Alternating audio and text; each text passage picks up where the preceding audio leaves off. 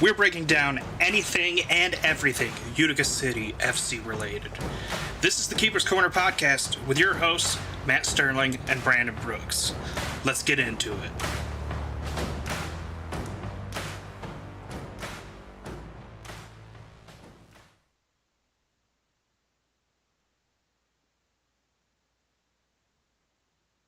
Forgot to unmute.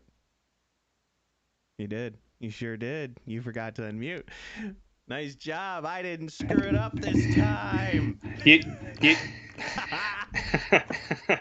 Okay, now we are all systems go, Moses. Yeah. Welcome back, everybody, to the first edition of the Keeper's Corner podcast this season. I had the YouTube audio feeding through because we were testing for the music. Wait. I screwed up one part. Okay. Now I'm good. Now I'm good. For a minute. I'm pretty sure that you should be fine now. Okay. Yeah. Anyway. Welcome back, everybody. To a new season. Hopefully, we are all systems go Moses at this point. I started off screwy where I had the YouTube audio on, so I had the latency issue where he was cueing me, Brandon was cueing me in, and I had yet to even hear the intro start to play. So I had not unmuted my mic. Yeah, I was gonna say it's a little behind. That's just how it works. Look, we're back. We're back. We got a new look. It's clean. Hopefully everybody likes it. And we are what, little over 2 months away from having some MASL soccer back in our lives. But first of all, Brandon, how's your summer?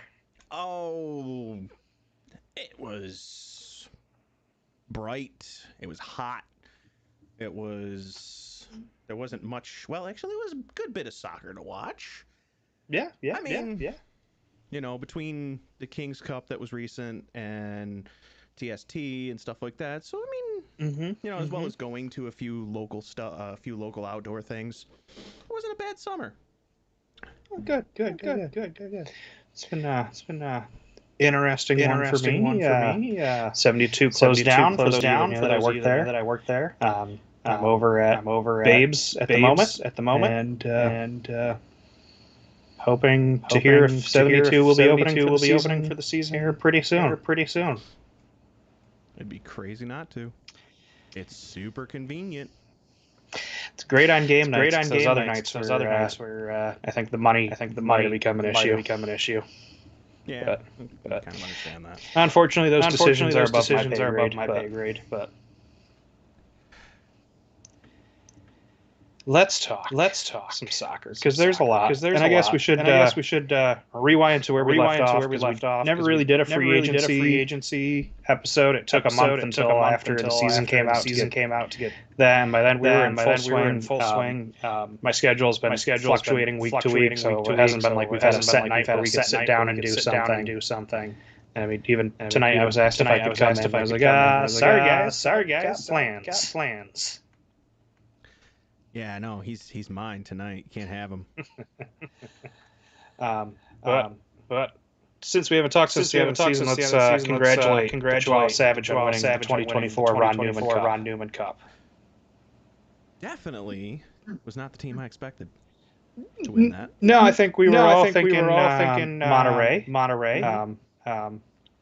Some heroics down there south of the border from Milwaukee changed things.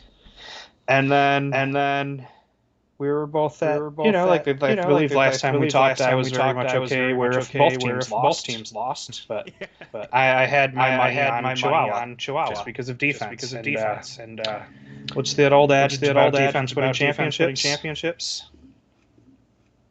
They win championships. It seems to, especially in the MASL. Yes. No, definitely. Congratulations to them for sure.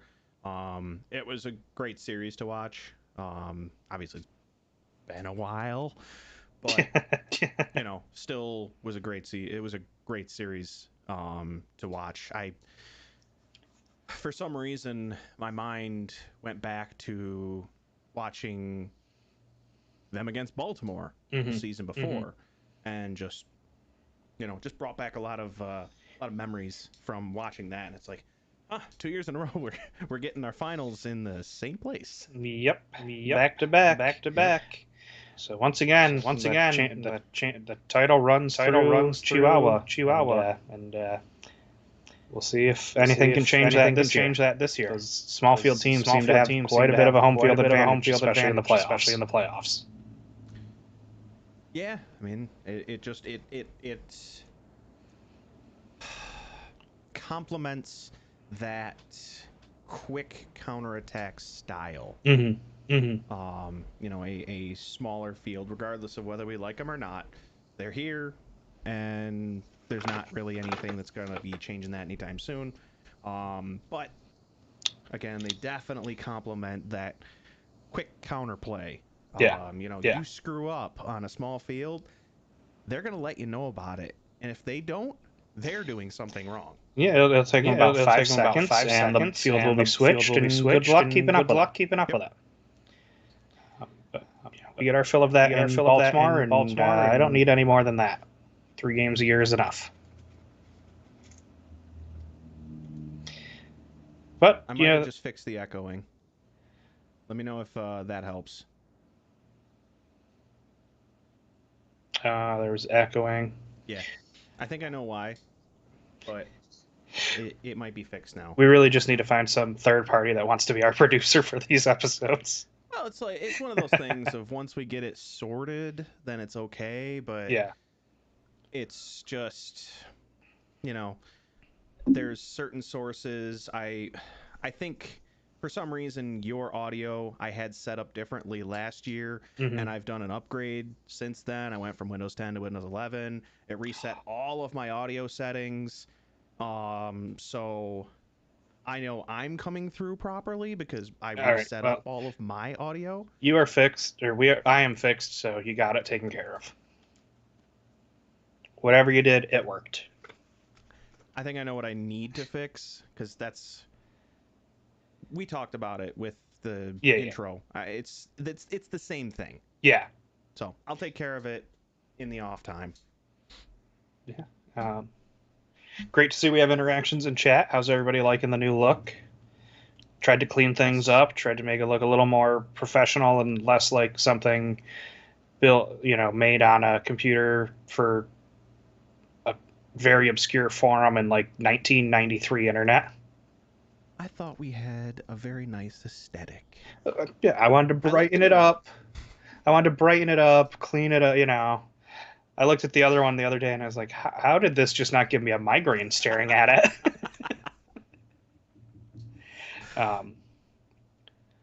We already have other ideas too. Yes. So it's not like it's going to just stay static. We have other little things to kind of tweak that we've already talked about in just setting this one up. So we hope you hang out and enjoy the ride with us. Mm-hmm.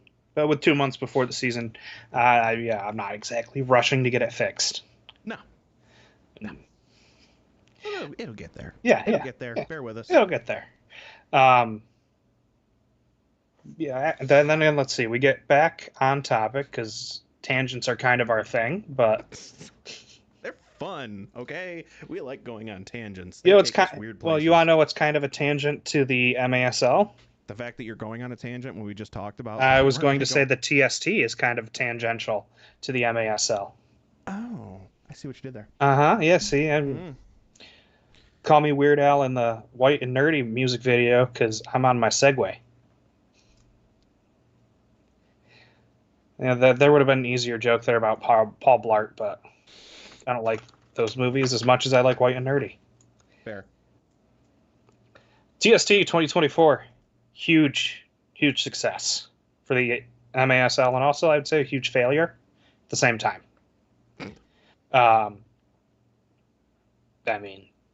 UCFC had a ton of representation. Yep. Everton was a head coach for Quick Goal FC. Kelvin, Frank, Dylan, Toby, Nilton, Wilkin, Chino, and Gordy all played for different teams. Yep. Every one of them, I'm pretty sure, reached the group stage. So from 48 teams in pool play to 32 in the group stage. I mean, it was great representation for Utica on a national stage. Yes, it was. And let's just say one of those guys and a few of his teammates brought a bit more attention to the MASL than others. Speaking, of course, about the Arena Boys, who played on Concaifa FC. Yep. With former Indianapolis Colts punter Pat McAfee. And WWE color commentator. You can't leave that out. Look, all I know is he's not the guy that does the internet or the computer software for security stuff. WWE is the whole reason I found out who the heck he even was. Oh, see, as a Tennessee Titans fan, he played against Tennessee twice a year, so. Yeah, no, it's, they brought him on, and he was a phenomenal,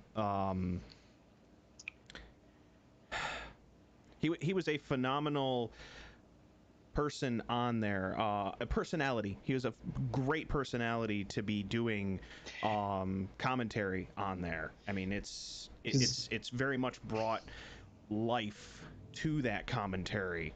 And it's just, watching him he's actually wrestled a few times, stuff like that. He's very entertaining. So, and then, I've also listened to his podcast and stuff now too because of that. So yeah, I was introduced to him from there.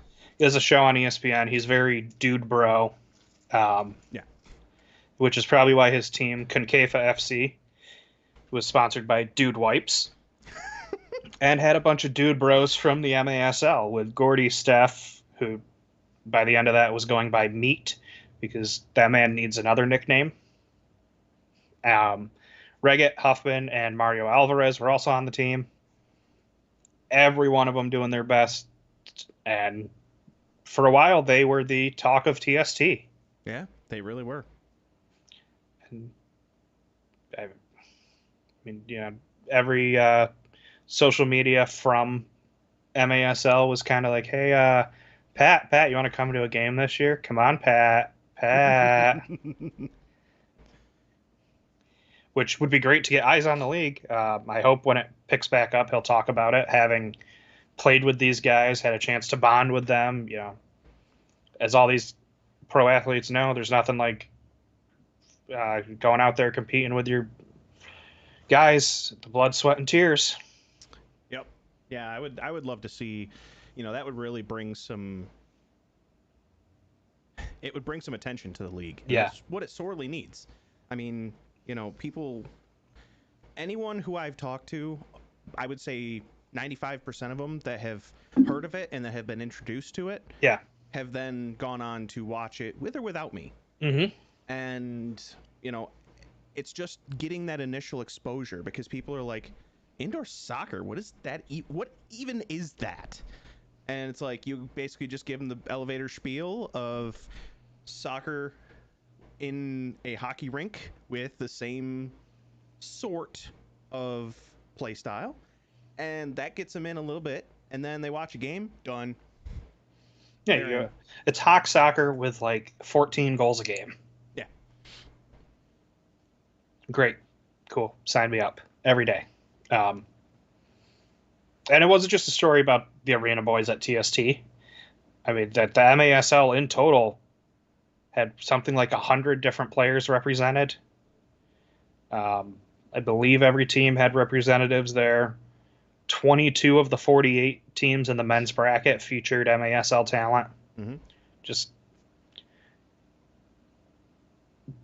they dominated the field of play. Yes, they did.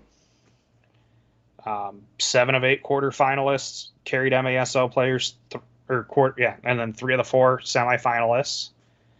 And I guess once again, congratulations to Chihuahua because half of your team met up with half of Monterrey and a few other guys from the Mexican Futsal Rapido League, and they went undefeated through this.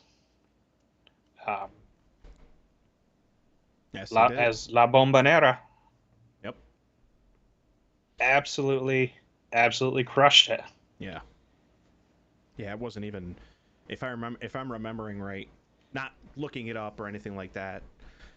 If I'm remembering right, the final was not much of a final. I remember it being it was kind of a blowout. 4-0. Yeah, I was gonna say I remember it being kind of a blowout. So that was against Nani FC, who snuck past. Yep. Newtown Pride, the defending champs. Yep.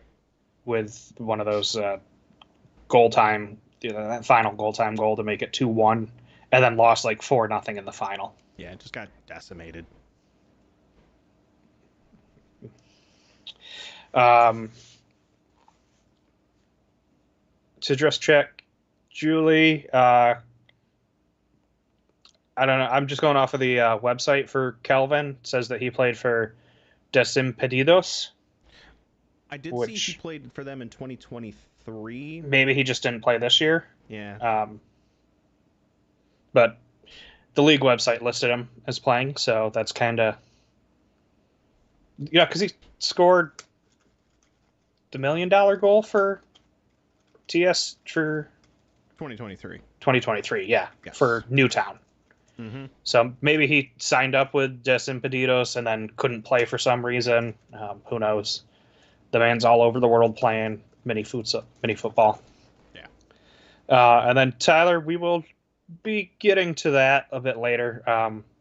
We're kind of building up to the free agency portion of this. I want to cover all the league news before we get to the nitty-gritty with Utica. Yeah, all the fun stuff. The stuff that we're just thrilled to talk about, and some stuff that we don't want to.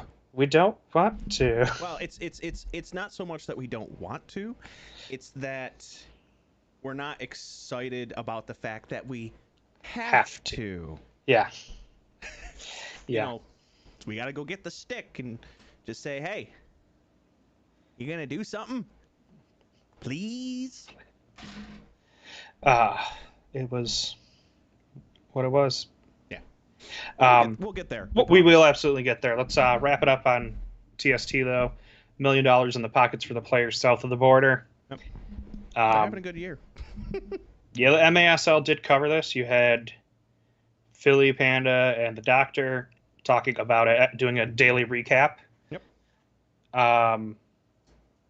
Are we going to call it a failure, though, for not having a partnership in year 2 after the MASL ran the table? Like, the team with the most MASL players, dominated in year 1. You have 100 players there in year 2, and you don't even have, like, a table at the event to talk about it or try to recruit guys for the combine coming up in a couple weeks. I think it's definitely surprising why you wouldn't pursue it at least. Mm-hmm. I mean, not to say that maybe they didn't try, but maybe they could have put forth a little bit more effort, put more into attempting to get that. It depends on, I mean, it almost depends on which one you would consider the bigger entity. Mm-hmm. I know that MASL, for us, is a fairly large entity, but it's still a very much an unknown. Whereas, I mean, TST was on, like, ESPN, stuff like that. Yeah. Like, you almost think that they have the more exposure, so we are kind of running after them, trying to get, involved with them almost. So the thing about TST is it's an offshoot from TBT, the basketball tournament, which started like a decade ago. Yeah. And up until this year has had a Syracuse alumni team every year in the tournament. So the fans from Central New York pay attention every summer. They won the championship a few years ago. It was the COVID year championship, which was still, as a Syracuse fan, it's the closest thing I've gotten to them having a good team in a long time.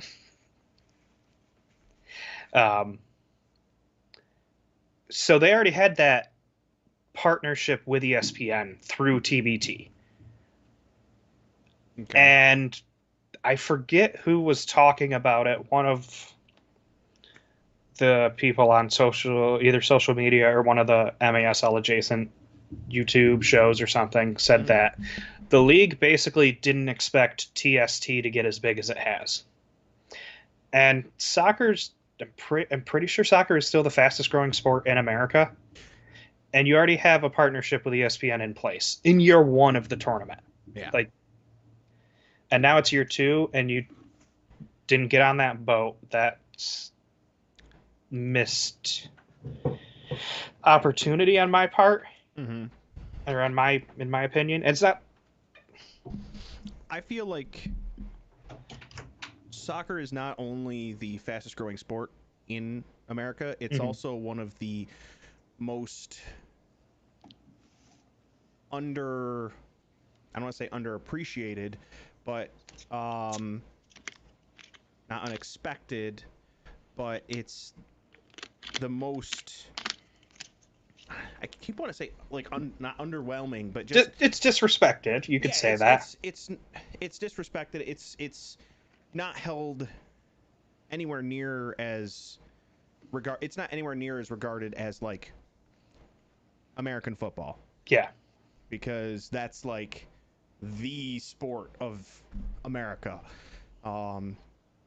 And so everyone just looks at soccer and it's like, it's not football and we don't care. Yeah. So, and opinion is changing, but for the longest time, it's just been regarded as the secondary sport to football. And that's more geared towards, I feel that's more geared towards full-scale soccer, because indoors even more niche than that. Right, but I mean, outdoor soccer is definitely can be slower. It can be much slower paced, much lower scoring than American football. So I mean, to be fair, American football just kind of made up points. They're like, hey, you get it in the end zone, it's worth 6. You kick it through here after that, it's only worth 1. But if you kick it through there any other time, it's worth 3. So when games end like 28-21, they scored 4 and 3. Yep. But people like seeing the big numbers. Yeah. It's aesthetically pleasing to the eye, whereas you see soccer and it's like, oh, they got 1-0. Wow, that sounds like a boring game. Yeah, and you're not paying attention to the intricacy. That's why they call it the beautiful game. And that's why it's a very underappreciated. That's the word I was looking for. It's a very underappreciated sport in the U.S. because of what it's compared to. And there should not be a comparison drawn between football and soccer. In my opinion. I don't feel like it should be. They are two very different things.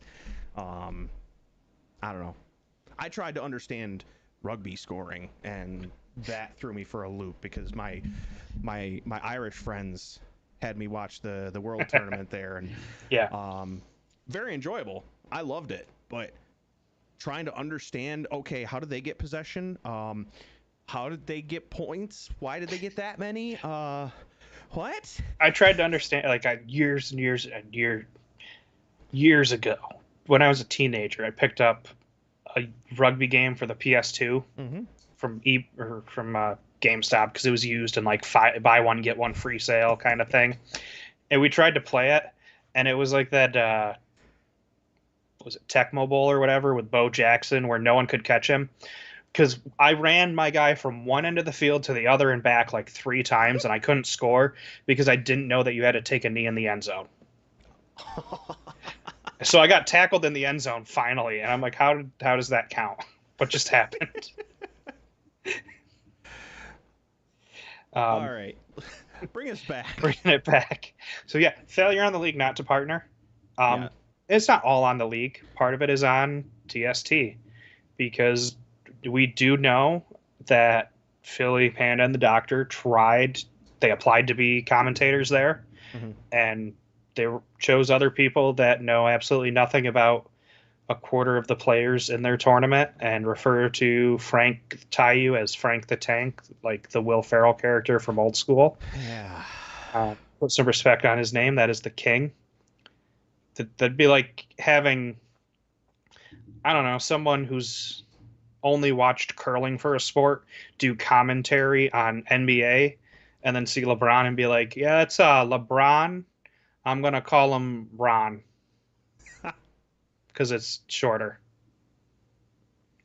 Just take the L. It's the Ron. Yeah, he's the Ron. Just it needs to happen in year 3. It sounds like it's going to happen in year 3, but yeah, only time will tell at this point. Right. And then things went quiet for a while around the MASL. Yep. Yeah, some small signings. The reigning MVP, Renato Castillo, signed with the Strikers, which hopefully, in my mind, means that there's some movement on visa issues. Otherwise, why would you risk taking a paycheck in a place there where you might not be allowed to work? Right. Hopefully that means good things for Segura. Yeah, miss him. We could use him, given the current state of our roster. I mean, like nothing? Like one? Look, if you had to talk about a nothing burger, can we talk about the merger that was pushed as this major historic announcement between the MASL and PSAL, which actually used to be together and then split, and that's how the MASL became a thing, and now they're back together. It's like a reunion tour. The divorce wanted. The divorce just didn't work. Somebody realized that they weren't better by themselves and came crawling back. And now they're down in M3. I don't know how I felt about the league touting it as historic. You're part of the group chat. I was prepared for a weekly game on or CBS Go Lazo, something that gets nationalized where, okay, I guess it's historic, but not that big of a deal. Right. I mean, still a cool announcement. It's just, it got hyped up way more than it should have been. It's still the coolest thing about it in my mind is the women's league. Yeah. Yes. Exactly. Which what do we get? We get 13 teams, but they're all in the Midwest or the South. So unless we hear of one coming to the Northeast, you're just going to have to try to watch that on YouTube or Twitch or whatever they stream it on. Yeah. Those lower teams are kind of left up to their own devices. Yeah, I'm trying to remember. Krasnick, I know it's not M3. Right. But Krasnick was on... That was on YouTube. Yep. Same with... what is it? The Maryland Arsenal or whatever their Baltimore's M2 team is. Yep. I mean, if you had to talk about exciting, the most exciting thing in M2 and M3, I think, is the Salisbury Stakes moving from M3 to M2.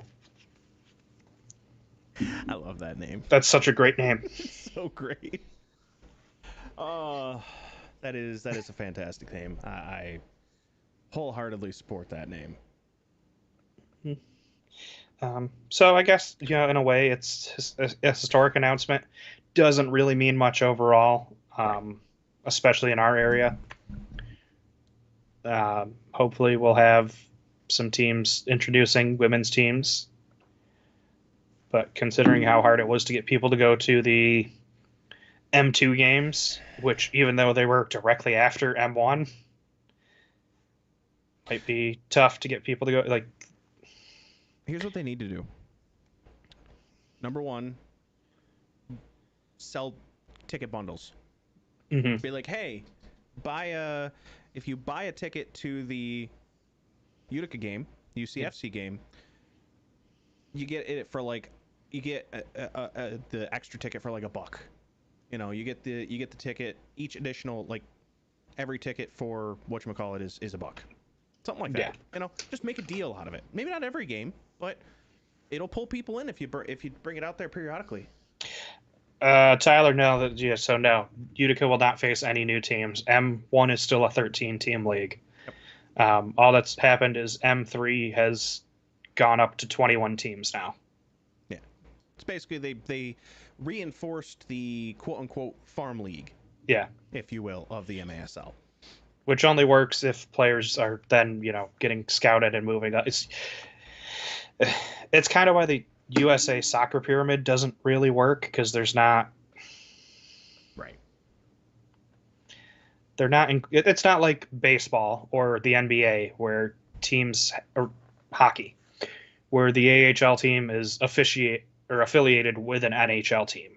So an injury happens, you can pull someone up, you can pull someone down. We kind of saw that last year with Utica and Krajishnik, but... Right, because we had a lot of our M1 guys, Rafa, Mo, Julian, Wilkin, a lot of those guys went down to M2 to play when we didn't need them for that particular game, for instance, in M1. So there was shifting back and forth. But yeah, overall, not a whole lot in terms of meaning to us Utica fans. Right. So it's an okay thing. It's still cool that there's now going to be a women's league. That's awesome. Having just that additional MASL to watch.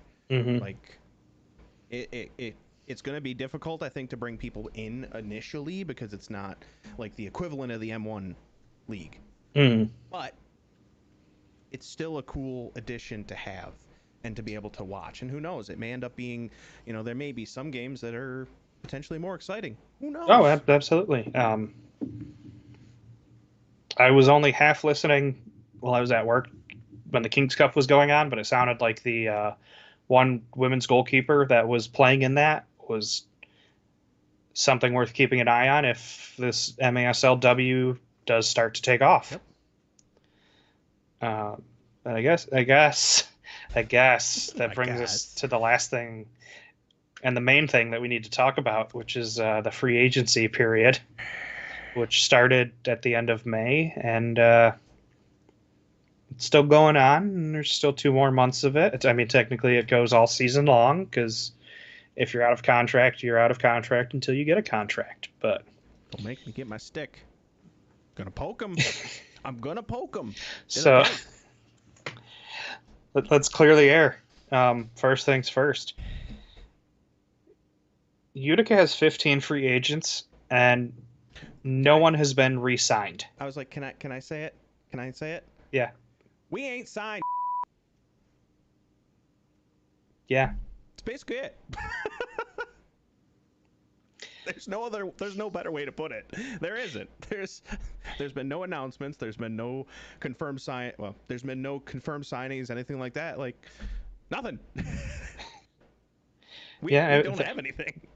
There are rumors, and the rumors I don't want to discuss, because if players find out that information's getting out, they might not be a fan of, your organization can't keep their mouth shut, why do I want to go there, or yep, stuff along those lines. We've said it before, we'll say it again, we're kind of in this weird space where we're not media, but we are kind of media, because this is fan media, but we're fans first. And yeah, it's one of those things, like, there's some things that we may or may not end up being privy to just because of just people we have access to be able to talk to. Yeah. And it's just one of those things, like, we're going to respect those privacies and requests. Yeah, like, we're not going to spill the beans just for clout. It's not going to happen. So we respect these guys way too much to ever compromise that trust. Just for clicks and views. It's not going to happen. Do you want to start with the elephant in the room? Yeah, let's just go with it. Okay. We lost the Tayu trade. At the end of last season, when, by everything that I read, I was fully convinced that he was under contract for 1 more season. Frank has announced that he's not re-signing. Yep. Steph was on a 3-year deal. And let's just air this because this doesn't affect the players nearly as much as it makes the owner look bad. Steph didn't have to go to Ontario. Nope. Empire looked at 3 guys and said, we want Quentin Swift and one of these 2 other guys. And those 2 other guys were Isak Somau and Steph. And it was going to be Isak, which he had a breakout year. It looked good. And his speed is a weapon. Absolutely. Oh, yeah. No denying it.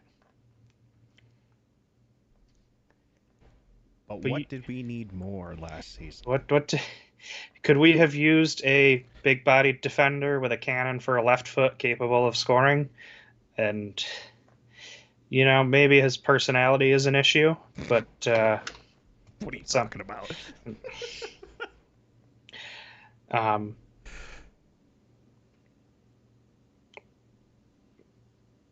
Yeah. And it was going to be Isak, and Utica was overruled by ownership. Probably because, if I had to guess, they wanted to keep the local kid local, which I get. Yep. Stories are great. You know what? You know what's an even better story? How you brought the Ron Newman Cup to Utica. I was gonna say, I'm like, a championship. Yes. We gutted our defense. We replaced it with Nelson Santana, who had a fine season last year. He did for well a guy that half the kids on that team could call grandpa.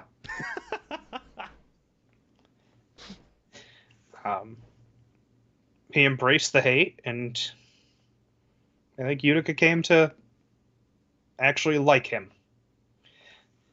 He was fun. He was fun to hang around with. Well, you took a fan favorite that had just signed a 3-year deal, sent him away, and then we don't even get the guy that he went away to for one of these for more than one season. Yeah.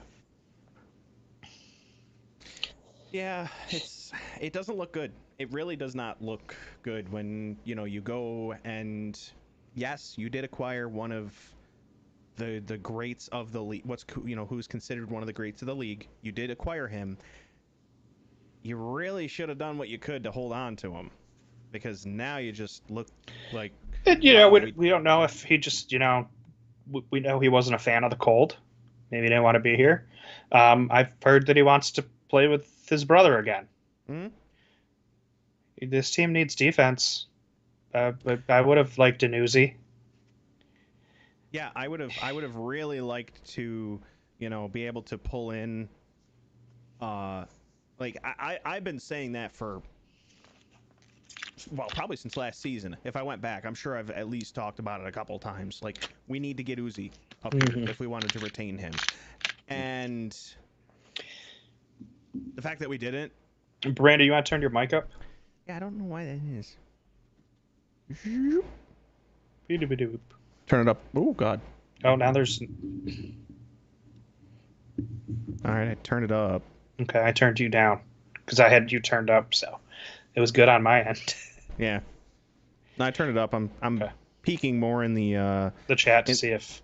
Well, no, I'm watching OBS and I'm seeing I was just barely getting into the yellow, and now okay. I'm more in the yellow. But because of my mic monitor, I can hear myself really well right now. Yeah, that's. He was the team leader in points last year. Yep. And he. Look, if where I've been told he's going is where he's going, we're all going to be really, really just even more upset and disappointed. It's going to be a bad time. Yeah. And he's not the only one to leave. Nope. The only 2 players from Utica that have been announced where they're going Dylan Hundelt, who are the captain band for us last year, and Mo NDI, another one-and-done player from Empire. They're both headed to St. Louis. Yep. Mo is returning to where he was most successful. There's a pun there. Did you hear it? I don't want to be here.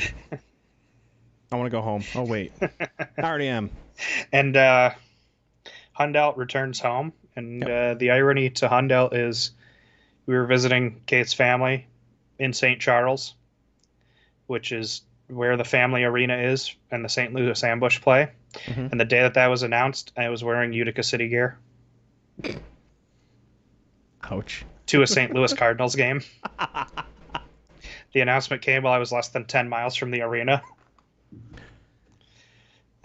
Nice. Mm-hmm. Nice. That's good. I'm sure you love that. Yep. Yep, I had my wonderful Utica City Hawaiian shirt. Because it was a beautiful, hot summer day, and what better way to represent the MASL? It's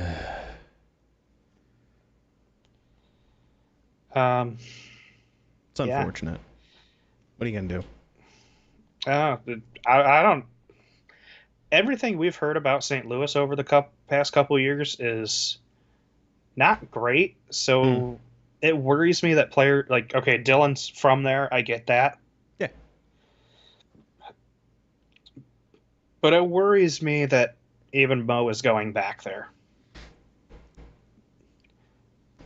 Like they basically are trying to go. It's almost like they were trying to do kind of what we were sort of trying to do last season and investing in potentially a championship season. Yeah. And they're just putting it all out there. I don't know. Because their owner is still, Jeff Locker, their owner, is still their GM and their coach. Mm-hmm. And he doesn't have indoor experience, and we saw them eke into the playoffs 2 years ago when Utica was terrible for half the season because everybody was out of shape after COVID. Yep, and basically we were, if I remember correctly, we were hoping they needed to lose in order for us to get in or something to that effect. Yeah, if Kansas City had taken care of them in the final game of the year. And then Kansas City went out and laid an egg, which is just one more reason why we shouldn't like Kansas City. St. Louis barbecue, on the other hand, phenomenal. Look, if you guys want to bring me some of Pappy's when you come to Utica this year, all will be forgiven. I'll take some burnt ends and some of their smokehouse or barbecue. Oh my god. Oh my god. Oh. Really? Yeah, really. Look, I can be bought with food, which maybe that's what happened. They're just like, there's not a lot of good barbecue around here. You gotta go to Syracuse. But you come here, we got something to talk about. We got Riggies. Yeah, we got Riggies. And Greens and Half Moons and... Yeah, when are we going to become the Utica Riggies permanently? Please, that was not. a fun time. Okay? Utica Riggies was a fun time. It's a fun one-off. I like it, just like the Syracuse salt potatoes every summer. But I like the cooler tones of the blue than the aggressive reds. Fair. I mean, yeah, to Tyler's point, the writing was on the wall with Mo. As soon as he and Everton got into it and there's a spat and he left the team for a couple games, it was clear he was going somewhere. Yeah. It's more just that he's going back to St. Louis. Yeah, he wasn't sticking around after that. No way. And that's just, the tip of the free agency iceberg. Brandon, how many goalkeepers do we have on the team currently? Let me count the fingers. 0. How many goalkeepers do you need in a game? 2. There's a problem here. Math is not mathing. At least just give us a pity signing. Give us a pity signing announcement and just say, "Hey, we signed Andrew Coughlin again." Yeah. Give us something. We'll latch on to it. The fans are desperate for any kind of give us our comfort blanket right now, knowing that we have Mr. Stretch and goal. And it gets worse because Frank was our number 1 goal scorer. Yep. Mo is our number 5. Our number 4 goal scorer, Chino, is still unsigned.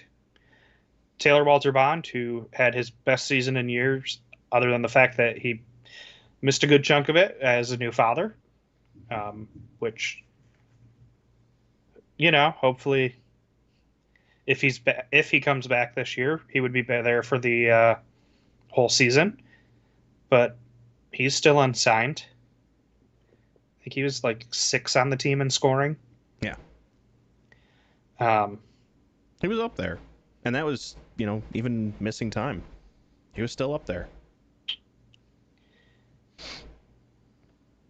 The man that we expected to captain the team last year before hip surgery and forced him to miss the season, Nate Bordeaux, still unsigned. I'm still uncertain on that one.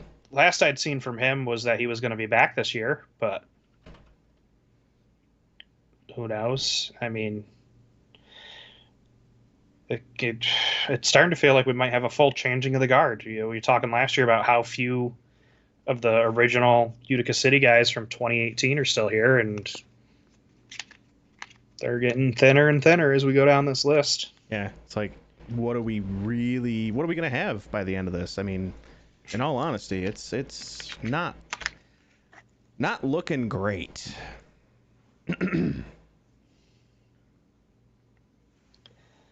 No. Nick, quick side answer to your question there. MASL doesn't have a schedule. Yeah, we don't expect a schedule until October. It's usually late September, early October. Unfortunately, a lot of these teams are the last priority. Yeah. Like the Blast announced a month ago that they were going to have their home game schedule out to the fans before the end of August, and then like a week ago they're like, yeah, we're still trying to get answers from Towson University.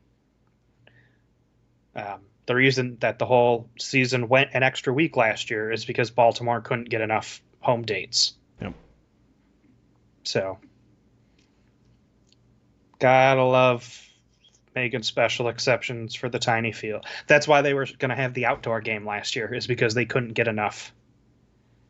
Couldn't have enough around it. Yeah. Yeah. I mean, we're still just not even. We're halfway through the list of guys that haven't signed from Utica. Mm-hmm. Last year's rookies: DJ Albert, Jace Berger, unsigned. Berger had like a goal and 4 assists in 10 games. Yep. Showed a lot of speed, a lot of promise. Got to see the first one in person. That was great. And that's is he coming? He's been posting about Utica City. Is he coming back? Can we just announce something? Like you said, DJ, we saw him. We saw him for 1 game. He played the final game of the year down in Baltimore. Got it, 1 goal. Yep. He's a defender. This team needs defense. He had a season of to get adjusted to the game with M2. Come on, like, is he coming back? Santana, unsigned. Logan, unsigned. We talked about him back in the spring. Said that his social media made it seem like he was 50-50 on hanging up his cleats. I'd love to have him back. That was the best season he's had in 6 years. Yeah, because he actually played the whole thing. He didn't get injured. This is like the first season in a couple of seasons. Since like 2018. Yeah, that he actually was able to play the entire season because he didn't get injured. Whereas every other one, he would get injured, 3/4 of the way through and be out for a while. Mm-hmm. Depth piece, Damon Almazan. He was part of that trade for Mo last year, and then came back to Utica, and then played a lot for Krajishnik. He still remains unsigned. And then what might hurt people the most, Tim Goldman remains unsigned. Yeah. Fan favorite. The hype man. He may not have been the most, we'll call it the most productive person on the team, but he very much made his presence known every time he was out on the field. And because of that, he had an infectious aura about him when he was on the field that spread to his teammates. So he wasn't so much a producer as he was a buff for the rest of his team. Like, we know he's battled knee injuries the past 2 seasons. Like, at minimum, can we get him as like an assistant coach on the bench? Just something as that positive light in the locker room. Heard through the grapevine, Segura's still having visa issues. That doesn't surprise me at all. Nope, it really doesn't. Unfortunately. But there's so many unsigned players around the league. It's not just Utica. Oh yeah, it's mostly blank. So Brandon, do you have any ideas on how to fix the MASL free agency? I didn't expect these loaded questions. Really? Because I sent you the show notes like 7 hours ago. You know darn well I only looked at him like a half an hour before this. Don't you call me out on here. You know darn well I didn't look. I like to fly by the seat of my pants. Come on now. Well, then you're really going to like the next step, the 333. Oh, no, I saw that. I've been prepping for it. Oh, well, sure, you prepped for that one, but not the free agency fix? Yeah. Okay. I mean, even just thinking about it on the fly, I mean, I mean, the only way I could possibly think about it would be to almost initiate a quota. By X date, teams need to have signed and officially announced or something to that effect that they have signed X number of players. That way there's a constant influx of information for the fans, and also, you know, kind of, well, I guess it's mostly for the fans, to be fair. Yeah. If you do something like that. But, you know, just setting up a quota system. Say, hey, by the end of August, you have to have, I don't know, 1 player. By the end of September, well, maybe I would say by the end of, either way, maybe by the end of July, 1 player. By the end of August, 2 additional players. End of September, 3 players. Something like that. Excuse me. It'll fill out pretty quick. And obviously numbers subject to change, but that would be my thought. Okay, so I'm going to build off that a little bit, because I gave this some thought. I don't know if you remember, I kind of left a rant in one of our group chats about it. With my suggestion. This was like a month ago. And that was to create kind of like the NFL or NBA has, which is specialized free agency signing periods. And something that, you know, the MASL probably won't get without a players' union and a collective bargaining agreement. But the league should just do anyways to fix how boring and dead the free agency period is. Yep. So we know the season ends in the spring, and a lot of these teams want to have guys signed through the summer just so they can have players to run their camps. Yep. Fine. Your contract ends August 31st. Free agency starts September 1st. Boy, that's a pretty small window. September 1st through whatever date the weekend for the combine is your restricted free agent period. Players signed during this time would be subject to a contract making them a restricted free agent in the next time that they're a free agent, so that, like, they're a priority player for their team. If they leave, that team receives compensation in the form of a combine draft pick from the team that they sign with, and has the right to match any offer to retain that player. the week of the combine through the week after, can't sign any players. You're focused on you're filling holes at the combine. Okay.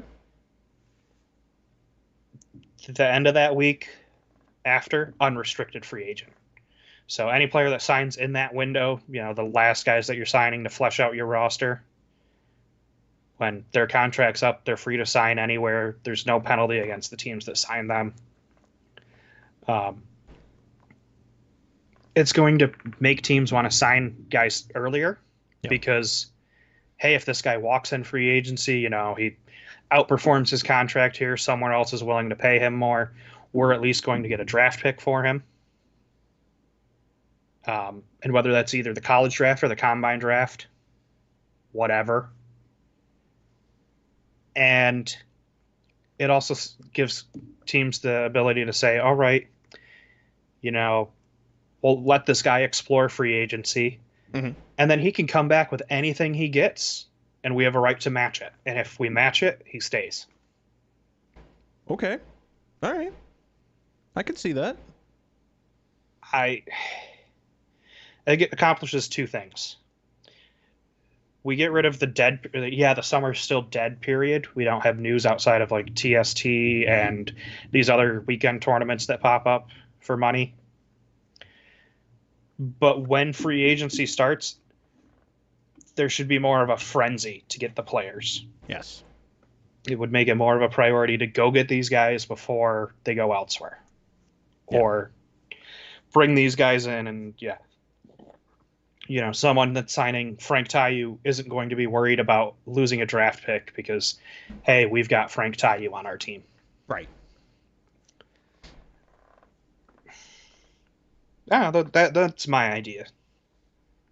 Will it happen? No. Now without a CBA and, like I said, a players' union and boring legal stuff that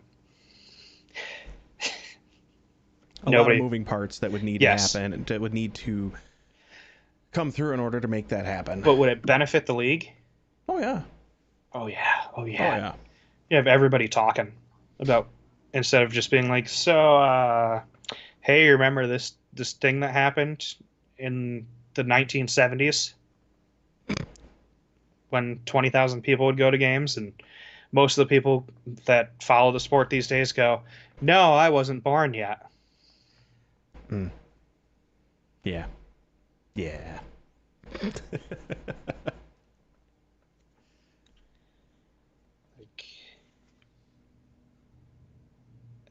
don't know.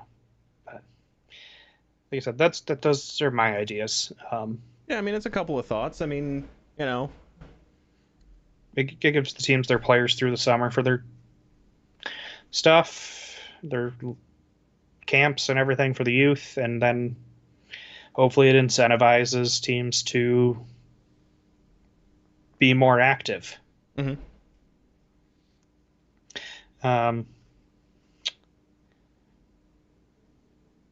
I guess that brings us to Utica's roster itself. We have holes everywhere.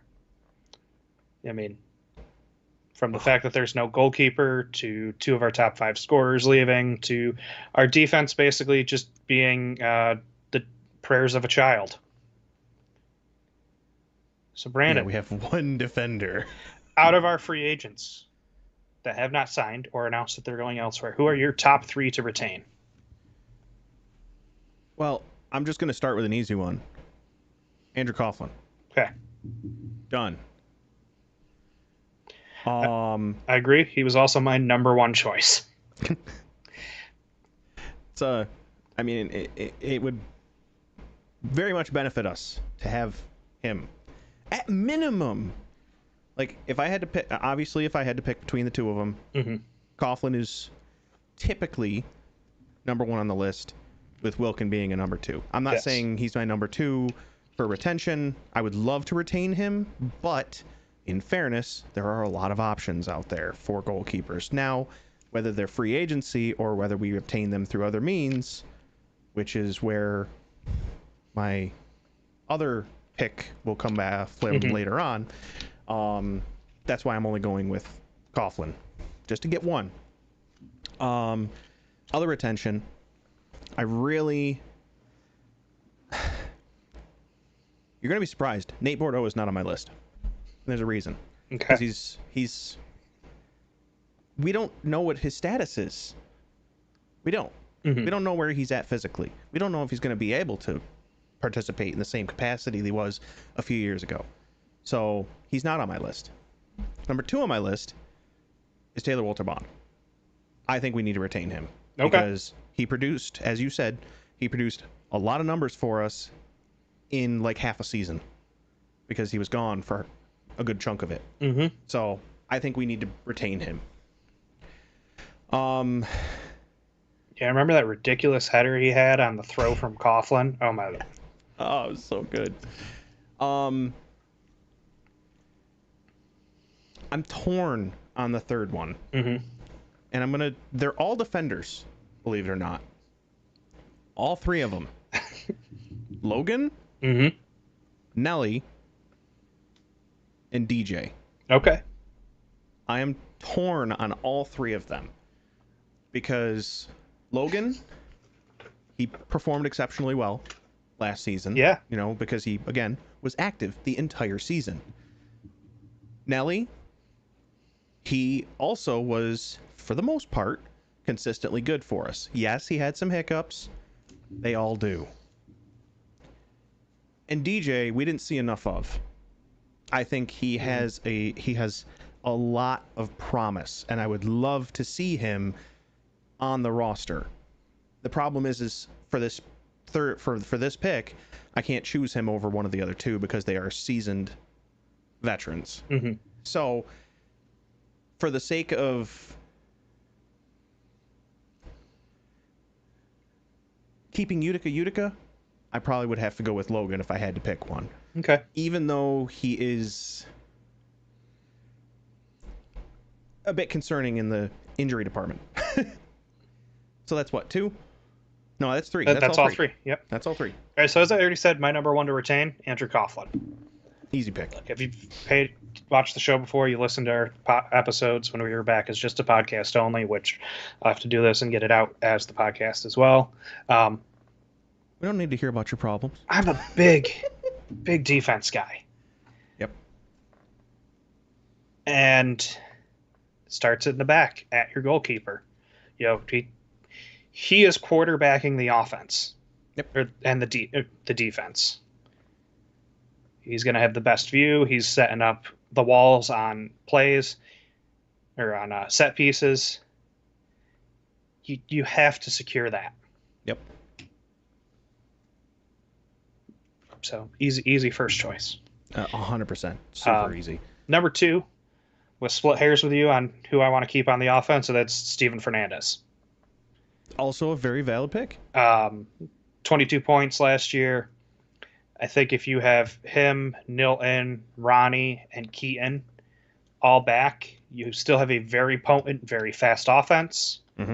We've seen what Chino and Nilton can do together on the field. They have great energy. My only concern is I've heard since the spring that he's headed out of town. And boy, I hope that's not true. The fact that it started basically after the season ended, though, really has me concerned. Yeah. I don't know. Throw some extra money his way. Do what it takes. Seriously.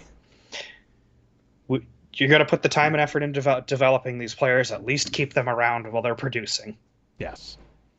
Number 3 also went defense.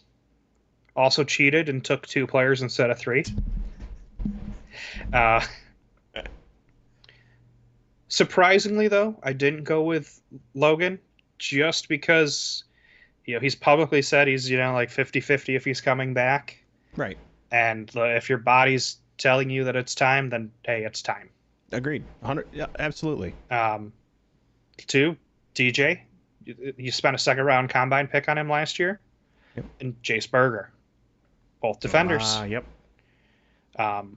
Berger's young. He's fast. He worked really well out there with Cole and some of the other young guys. They clicked. He's got a year of experience. And as we've seen from a lot of these guys, there's a big jump that happens usually year 1 to year 2 or year 2 to year 3. Mm-hmm. Let's see what he can do. Agreed. Yeah, I think, there's a lot that can be, just like DJ, there's a lot of promise. Yeah. That I just think we haven't seen yet. That's really what it is. Top 3 players to bring in from other teams. I'm not looking for trades here because those are kind of, they got to be free agents. Free agency. Yep. So you went first last time. I'll go first this time. All right. Steal my picks. I'm waiting. You're going to do it. I know you are. Okay. Ready? I'm going goalkeeper again, number 1, because Coughlin got married over the summer. Maybe he's decided that it's time to move on. Texas released a goalkeeper. Yes, they did. Who's been very solid, very similar stats to Coughlin over his career. They're about the same age. One Edward Pollo Cortez. I've been impressed with him. The Outlaws were a different team when he was in net last year. Mm-hmm. He's my number 1 pick. That's a fair pick. It's a valid pick. He did well. And look, let's be honest. I looked at some of these teams. I went, there's no way that guy's going anywhere. So I just didn't skip them because the easy number 1 choice would have been Nick Pereira. But he is Tacoma through and through. End of story. They'll figure it out, or he'll be back in the coaching side of things. Yeah, I was like, he's 100% not going anywhere. Number 2 is a reunion. I'm bringing back Ben Raymond. He's been healthy. He's been good. He's still in his early 30s. Doesn't need to do a lot offensively, but he had 36 blocked shots last year, a career high in Milwaukee, and he did that in 17 games. Mm-hmm. Bring him back. Right that wrong. He never should have left, and it's time to bring our boy Benny back home. He was one I thought about. Okay. My number 3, another defender. But this one's got offensive capabilities. He was shelved by Kansas City in the middle of last season. Only played 16 games. In that time, he had 8 goals and 17 assists to go with 25 blocks. It was the wrong side of 35, but he, obviously still very capable of playing at a high level. Yeah.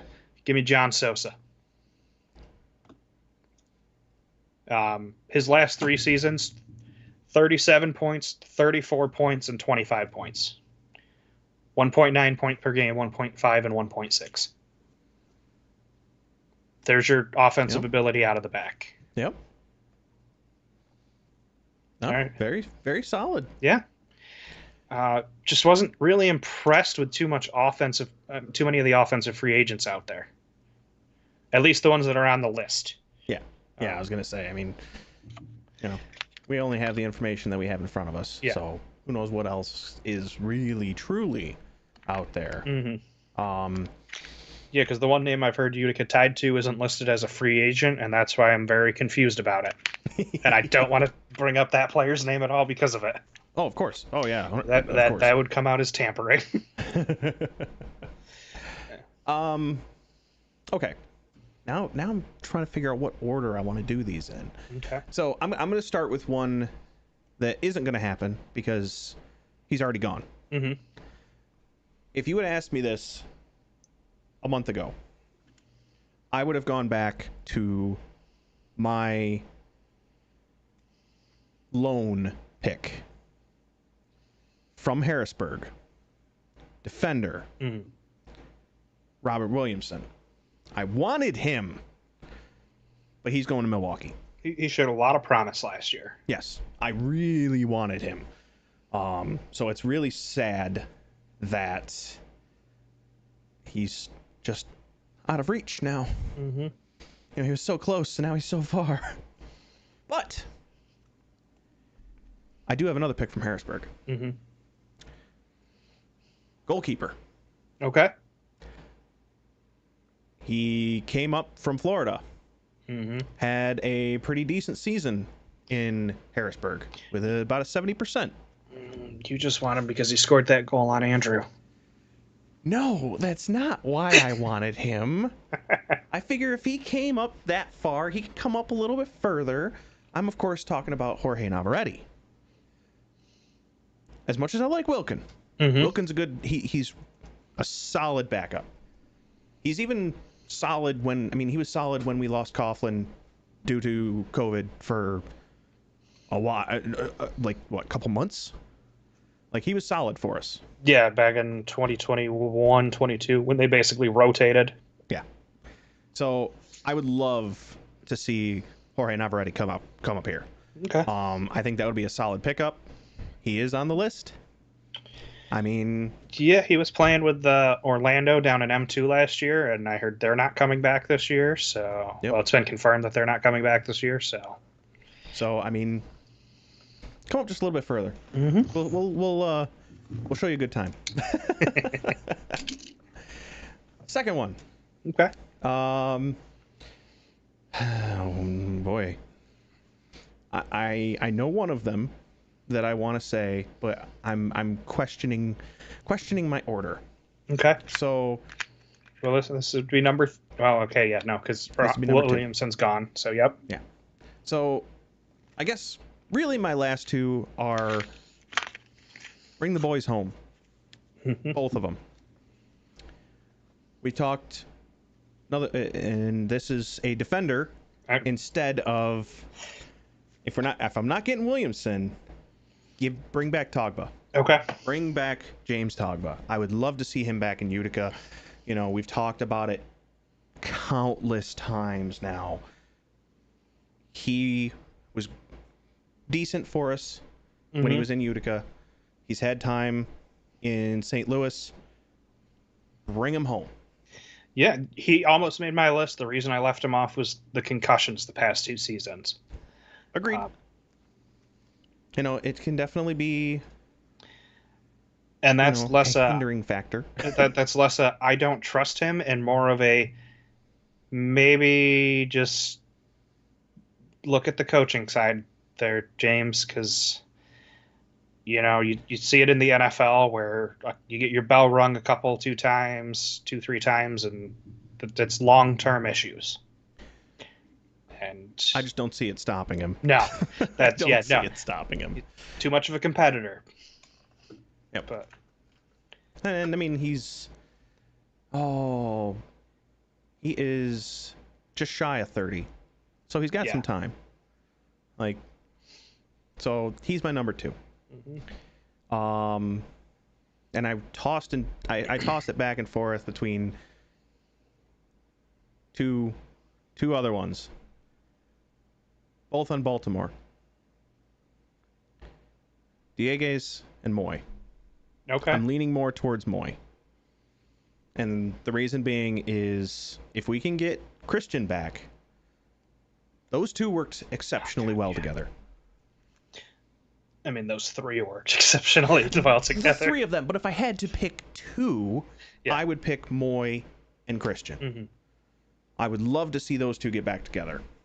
And I know I could have, I know there's a lot of other ones around the league to look at, but knowing what they can do and seeing what they've been able to do, I would love to see him come back. So, yeah, pretty straightforward for my picks, honestly. But 1 defender, 1 attacker, and a goalkeeper.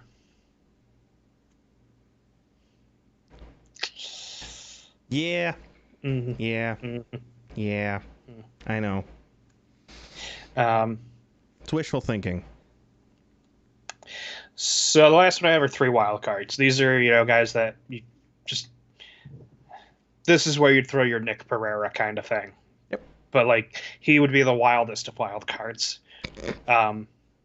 Just guys that most likely stay where they are, or maybe had some visa issues and you're hesitant to sign them just because of that. But if everything could get cleared up and worked out, bring them in. Are you limiting it only to free agency? Yes. Yeah, I'm not opening up trades. I'm not opening up trades. You suck. Why? What, were you gonna trade for? No. It's fine. It's fine. I'll play by the rules. We're trade for Tavoy Morgan. No. Zach Regan. Ian Bennett. No, more like William Vanzella. And oh man, where else did I have my eye? Roque? No, I wasn't looking at Roque. That is fair too. We don't really have much to trade, do we? Yeah, you gotta have a roster before you can trade guys away. All right, so since that's the case, I need to rethink things. So, okay. Well, if you wouldn't mind going. All right. So, my three are. Yeah, I'm not sure what kept this guy out last year for a few games. Must have been injuries or just rotation. Only played 16 games. We had 24 points. He's had 1.5 or more points per season or per game per season every year since 2019. Played for the Blast last year. He was a dagger against Utica many a time when he played for the Tropics. Victor Pereras. Okay. You know, fairly balanced guy. 15-9 last year. I like that balance. I like that ability to do more than just score. Yes. Which we need. And yeah, if we're losing 49 points, we got to find some of them somewhere. Preferably. We should try and replace those. My number 2 guy would mean going south of the border. I was wondering if you were going to do that. I am. He played for Solas back in 2019. Only played 4 games that year. San Diego in 22 and 23. And then had a breakout year in Monterey last year. They know him as Big Red, a.k.a. Ismael Rojo. 24 games, 36 blocks, physical defender, as can be seen by the 51 fouls, 19 goals out of the back, including, if you remember, the game winner when Monterey came to Utica. Yeah, I remember that. Mm-hmm. Unfortunately. Give me Big Rojo. And then the third, I'm staying south of the border. He was very successful in the King's Cup. He went from Monterey to Chihuahua, won the championship with him. Was brought in late and helped save their season and turn it around. Because if somehow we miss out on Andrew Coughlin and we miss out on Pollo Cortez, Diego Reynoso, 750 save percentage last year on the small field. Yeah. 55 goals allowed in 18 games, so like what, less than 4 per game? Yeah, some 18, 36, 54. Just over 3 per game. Give me that kind of wall. That's the one thing we talked about at the end of last year is Utica's offense, phenomenal. The defense, exactly as porous as it was in year 1 of the Everton Morera era. Say that 100 times fast. Jinx. And by the way, if I had been able to talk about trades, yeah, Pat Thompson was my third. Oh, okay. So, would like to see him come back, but okay. I have a list. Okay. It's a list. I'm not sure. Actually, I know where I'll start. I'll start with a known, a very unlikely, has played for us, but is a very unlikely to return for other reasons. Has kind of bounced around the league. Played for Rochester. Played for Rochester last year. Played for Florida. Played for Harrisburg. Peter Pan, Joey Tavernisi. I know it's okay. Fair. Very likely to not happen. But he had his moments. I mean, yes, he is kind of. He had moments where it was also kind of a one-trick pony, where he was just basically at the corner, but you knew he would be there when you needed someone to be there, if he's on the field, and that's not a bad thing to have. Is that reliability? Yeah. Look, his. I don't want to take this the wrong way, or have this come across the wrong way. He's kind of a one-trick pony offensively, and he's really, really good at that one trick. Yes. And that is sneaking behind the defense and just being like, hey, how about you pass it here, and I'll just tap it in from the back post. Yep. That's what I'm saying. Like, he's reliably there. Yeah. And that's not a bad thing to have. No. So I would love to see him come back. Every offense needs that check down. Yes.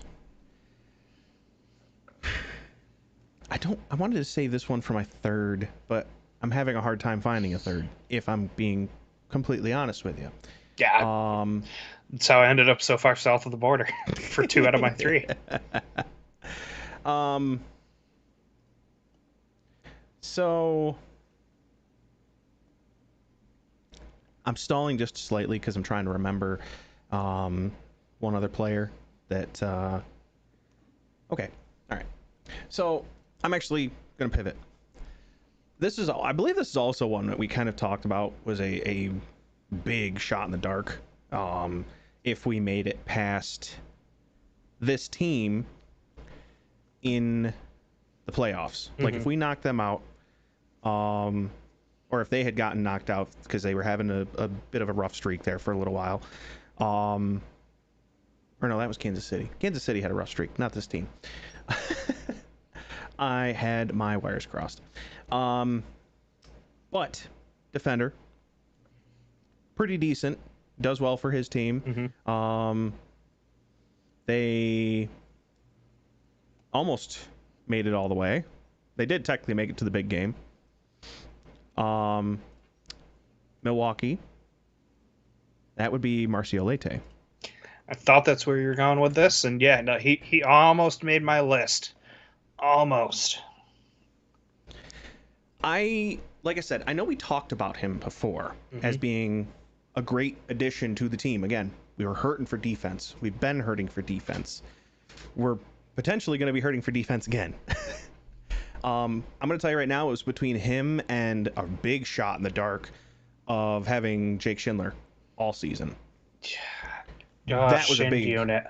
That was a big shot in the dark, but I didn't want to go with just, hey, let's bring back let's get the band back together. Yeah. I didn't want to do that route, but he was my second pick for that position, was going between Marcio Leite and Jake Schindler. I would love to see Shin Unit back, but I know out of the two unlikely scenarios, Marcio Leite would probably be the more, I don't want to say reliable one, but yeah, kind of a reliable one, because, you know, we typically only see Jake around playoff time when he's playing for Baltimore. Yeah, because he's busy coaching and playing for Rochester. Exactly. So that's why I went with Marcio Leite. I think he would be an exceptional addition to the team. He's a defensive asset for Milwaukee. Would love to see him in the blue. Yeah, futsal experience would fit right in with Everton's system. And that's kind of what I'd looked for when I was picking guys, is guys that like I could see just sliding right into that fast-paced up and down. And we know Frank was asked to play at both ends of the floor, something he hadn't done. So I wanted to find guys that, yeah, they could do that. I've seen them do that, or I fully believe they could do that. Yep. My third some people might not like. Oh God. So you're gonna say, if you're gonna say who I think you're gonna say, I'm gonna get upset myself. What position? Are you gonna say a defender? No. Okay, then. No, goalkeeper. Okay. So, if for whatever reason we don't get Andrew Coughlin, or we don't end up getting Brian Wilkin, or we get Brian Wilkin but not Andrew Coughlin, which would be weird. This guy wouldn't have to go far. He's not too far away, but he's not super close either. Since I already talked about Navarrete, it's not him. The reason I say people wouldn't like him is what he did to Utica last year. Set a record, if you remember correctly. I have to break your heart. They haven't updated that list. He was signed yesterday. Oh, come on. Yes. Yeah. Couldn't just let me have it? No. No, I get that. No. Mike Zierhofer back with the Baltimore Blast. Yeah, that's not really surprising at all. It would have been fun to see, though. Well, why do you got to shoot every single thing I talk about in the foot? Well, because the season's coming closer and closer, and more and more of these guys are off the board, and that one page isn't getting updated like it should be, and sometimes it's fun to just watch you suffer on the live. Thanks. I hope the chat enjoys it too. Yeah. Oh yeah, I'm sure that. Quick pivot to option number 5 now, because we can't trade and.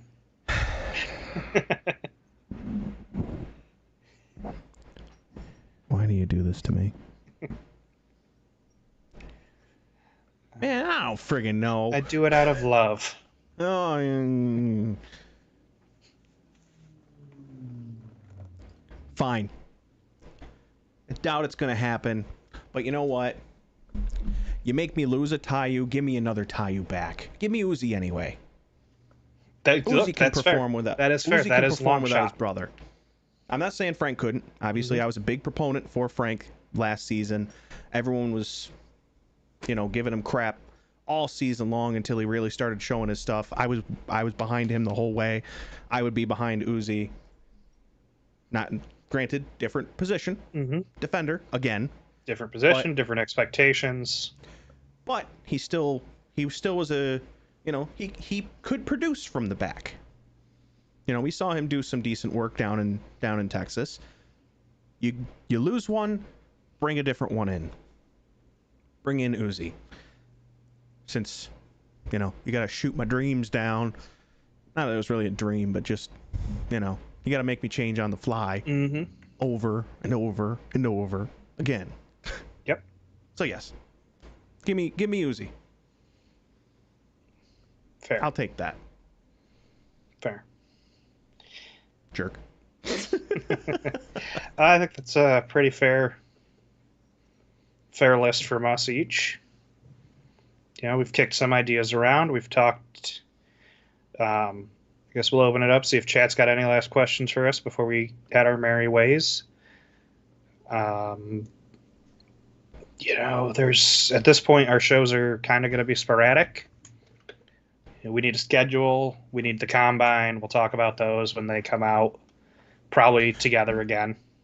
We need information to talk about in order to have a podcast where we talk to you wonderful people. Some information we have cannot be shared publicly yet. Yeah. Just, I'm looking forward to February. February. One specific day in February. Like I said, information that can't be talked about publicly. Okay. But yeah, I have a date circled on my calendar. Fair enough. Probably see a lot of familiar faces that date too. All right, Tyler, go ahead. You got a question kind of we'll happily answer if we can. I like kind of questions. We might give you a kind of answer.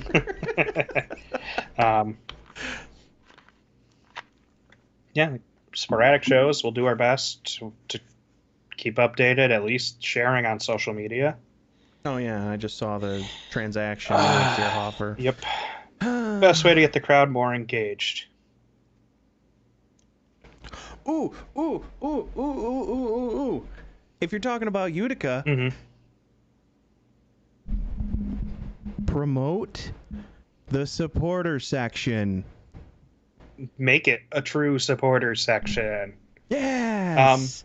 Because we were talking about this at the end of the season, last season. So one of the we'll call him the founding member, really, of the group, Dave. Dave. If we had more people, we could actually meet, whether it's remote, in person, at the bar, whatever your fancy is, and we could put things together. We could put chants together. We could put, different things together. Yeah. But we need to be able to have we have what? 6 of us, 7 of us at this point. Katie's moving over with her parents, taking their 3rd seat. So it's and I have to re-up at some point still because scheduling. I haven't. If I can't make the games, I'm not gonna throw money that I can't use away. Right. Yeah, Tyler, we've been around since the beginning.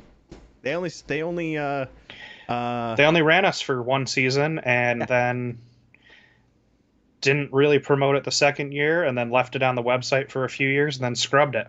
Yep. Yeah, they literally sold off all of our scarves in the end of the first season because nobody signed up. Nope. But they didn't promote it. Meanwhile, my brother and I were like a little too excited for it at the time. I'm hoping to get Marshall back in the section, or just even if I can get the 2 seats and then cycle that 2nd seat between him and my dad. Yeah. And I mean, just to put it in perspective, when I was talking about the fact that, we have been coming up with stuff, but again, it's slow because there's we'll say there's less than 10 of us. We can safely say there's less than 10 of us. Mm-hmm. The thing you came up with last season, the thing that you kind of took from a TikTok guy, and it works really well. Yeah. The you bum stuff. Mm-hmm. I mean, if we had more people, more brains to put at this, to throw at this, we might have come up with that sooner. Mm-hmm. And that stuff is what gets the crowd involved. It gets people laughing. It gets people having a good time. Yeah, I love that the whole corner's kind of joined in with it. Yeah. Yeah, literally, not just our section, the whole corner. Anyone that can hear you is chiming in with it, and it's amazing. And they're so stupid. Like, I hear your favorite Star Wars character is Jar Jar Binks. Yeah, it's... What are you going to do with that? I just hear, you bum. I've got a bunch locked away for this season. Oh. I mean, I was watching this guy put them out the other day, and I was just like, yeah, we're going to bookmark this to come. Yes, Trev Chirps. Exactly. Yes, that is the guy.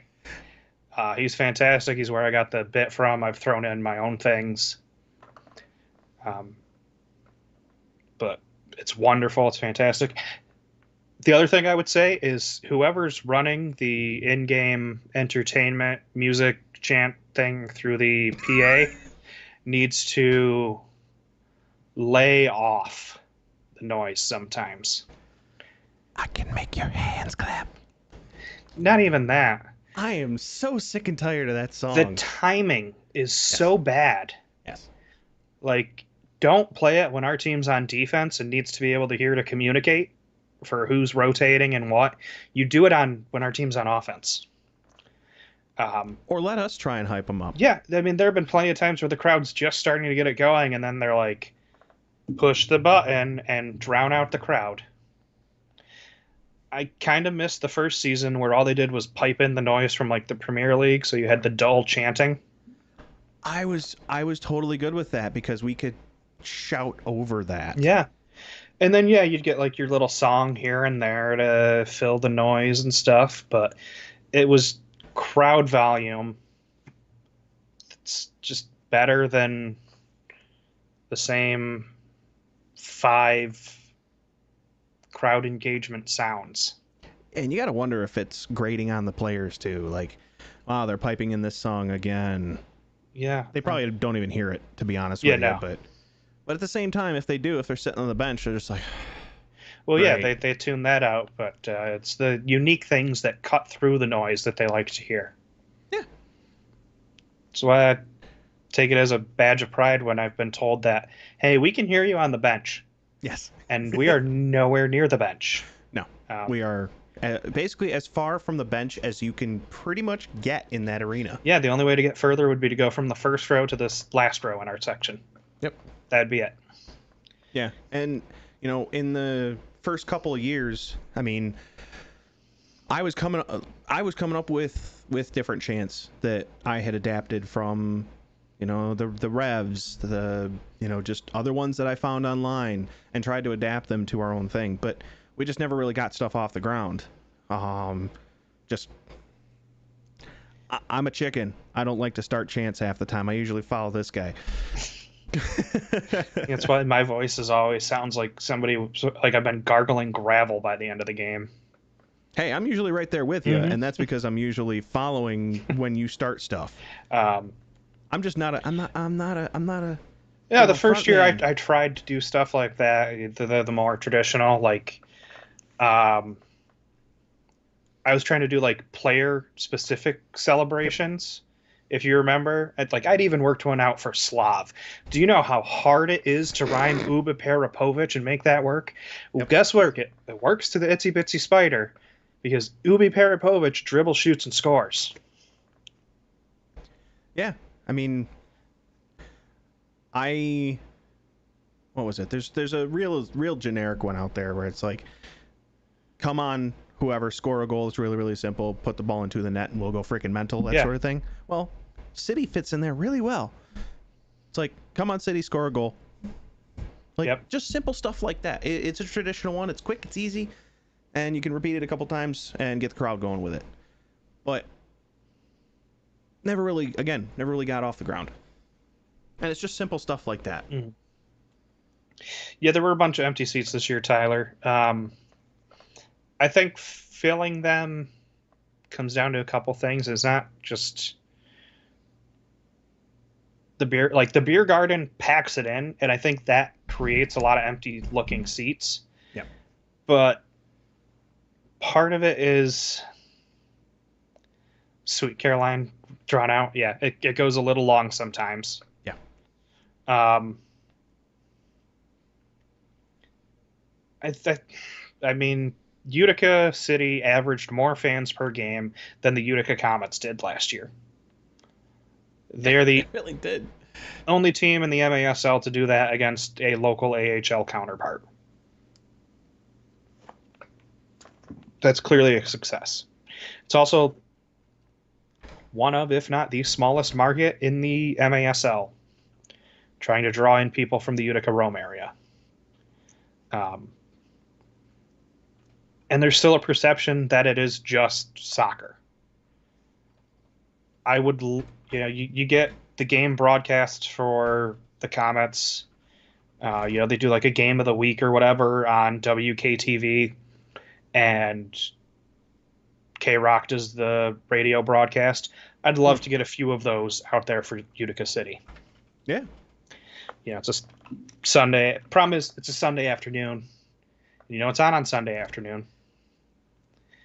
NFL. American football. It's the NFL, and these channels have their broadcasting contracts that say this is what's going on at this time.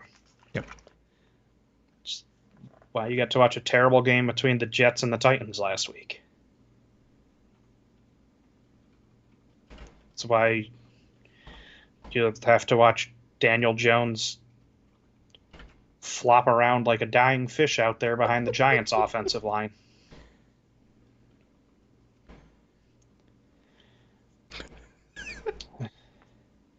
They paid that man $40 million a year.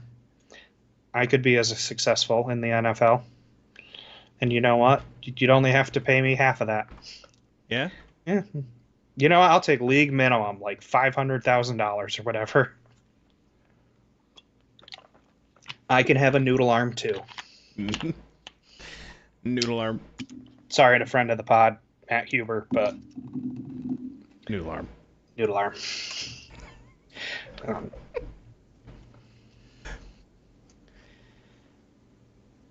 Anything else you want to talk about, Brandon? Oh, I don't think so. I think we've pretty much hit everything. Yeah. And more. About a month until the Combine in San Diego. Hopefully we'll have a schedule before then. We'll probably won't be back until after then unless there's some major surprise, shocking signing. Like, oh yeah, don't ask me how, but Utica signed Cristiano Ronaldo. Like, it'd take that kind of news to constitute an emergency pod. Emergency, hit the button. That's everything from us. Thanks for joining us for the first show. Yeah. As always, it's a pleasure. Yeah. Love to talk Utica City. Wish the season was longer and here sooner so that we could do it more. I agree. It would be... It's always a pleasure talking to y'all. Mm-hmm. It's always fun having something to look forward to on Sundays other than basically just prepping for the work week ahead. Mm-hmm. For most of us, I know some of us have different work schedules, but for most of us, Sunday, we're able to, watch a bunch of soccer and just be able to, enjoy ourselves. And of course, forget about get to our pod Monday or Tuesday whenever we get the chance. Mm-hmm. And yeah, it's a nice way to break up the week. Mm-hmm. With that being said, until next time, he's Brandon. I'm Matt. We're not hitting the panic button yet, but we're getting, we've flipped the glass case open so that we can reach it if we need to. We don't want that extra half-second delay anymore.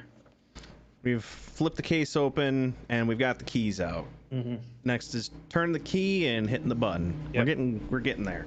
We're not quite all the way to DEFCON 1, but exactly. All right. Until next time, everyone, go Utica. Talk to you soon.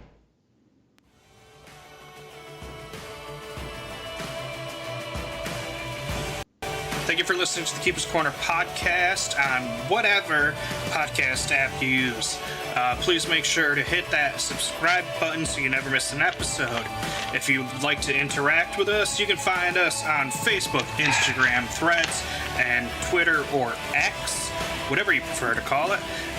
We have a TeePublic shop where you can get UCFC player swag or help support the podcast. Thank you. We appreciate it. And one last thing, go Utica City.